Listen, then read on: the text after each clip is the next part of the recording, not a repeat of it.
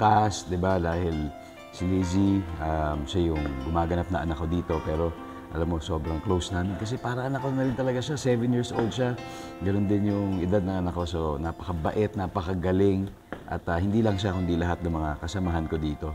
Gaya ng sabi ko, pag dumarating kami dito sa mansion na to, parang feeling namin, bahay namin. Kasi yung mga kapatid ko dito, talagang tinuring ko na rin talaga na para mga kapatid.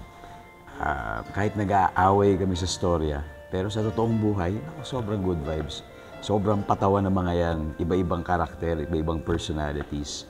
Napakamakulay ng aming set dahil sa lahat ng cast. At yun ang mamimiss ko dito sa programang ito. Siyempre, nandyan din yung production namin na sobrang bait, led by our directors, Direk Dominic Zapata, Direk Aya, si Direk Leslie, lahat sila. Pati lahat ng crew, lahat, sobrang good vibes lang talaga. Siyempre sa lahat ng mga royalista, aaminin ko, hindi ko ina-expect yung ganitong klaseng init ng pagmamahal at suporta ninyo. And siguro mas maganda yan dahil walang expectations to begin with. Gusto lang namin magbigay ng magandang kwento at magbigay ng magandang programa para sa inyo. Kaya bonus talaga na na-appreciate nyo siya ng ganito. Na binigyan nyo kami ng napakagandang ratings, na-inspire nyo lahat ng tao magtrabaho dito araw-araw. It was a very, very good run. Lahat kami ay happy. Yan ang pinakamahalaga. Masaya kami sa ginagawa namin. And ang pinakaugat ng lahat ng ito ay dahil nakikita namin na masaya rin kayo. Kaya salamat sa inyo. Salamat sa inyong suporta. Maaring matapos ang kwentong Royal Blood ngayon, pero alam ko, baka pwede nyo manang ulit-ulitin ito. And ika nga nila, yung mga good things na ganito will live on forever. Katulad ng memory na ibinibigay ng Royal Blood sa amin, sana ganun din ang impact na ibibigay namin sa inyo. Maraming salamat, mga royalista. Ang pinakamamimiss ko sa Royal Blood, syempre, ang Royales Mansion. Napakaganda ng location namin, napaka-presko.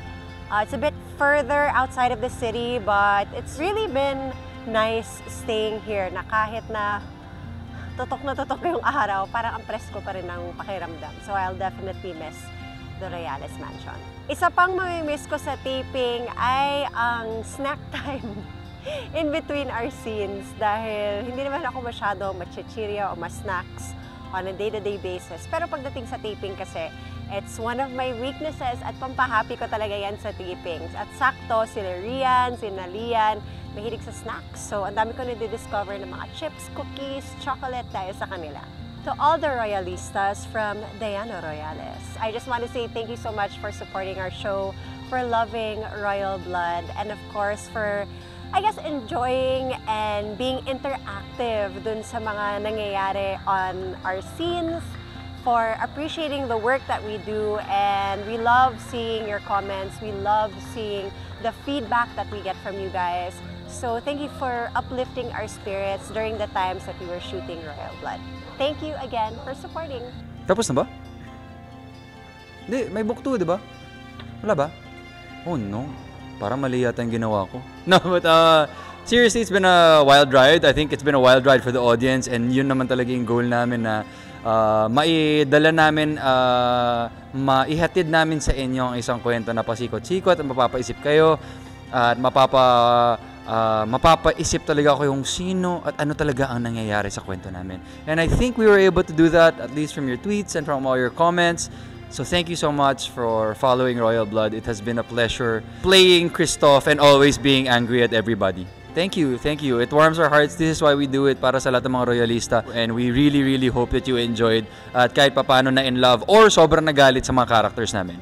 I will miss the people, the whole team, kung how much every single person here gave to this project. Kasi lahat talaga nag-contribute ng the most na they could possibly do. Everyone's creativity, from my scene partners to yung mga gumagawa ng set, to yung mga damit and makeup and all of the looks. Ayun, parang all of those kasi contributed so much to the story, and I'm just grateful. Even the lighting pala, my gosh. And even the camera movements, actually, as a whole, everyone really was so generous with the amount of effort and time that they put into this. And I'm gonna miss that. I'm gonna miss how united we all were for this project. Ay, Royalistas, thank you so much na sinamahan nyo kami gabi-gabi. We are so grateful that every night you reacted and you watched at you helped us solve the mystery kung sino ba ang pumatay kay Gustavo Royales. We really appreciate all of your reactions that you gave us every day. We felt so connected to you guys. Thank you so much for giving us a moment of your night. Ako syempre, mamimiss ko yung parang routine na namin Every Monday, Wednesday, tsaka Friday na nagkikita-kita kami dito sa set. So mamimiss ko yung bonding, yung kulitan, syempre yung pagkatrabaho namin dito.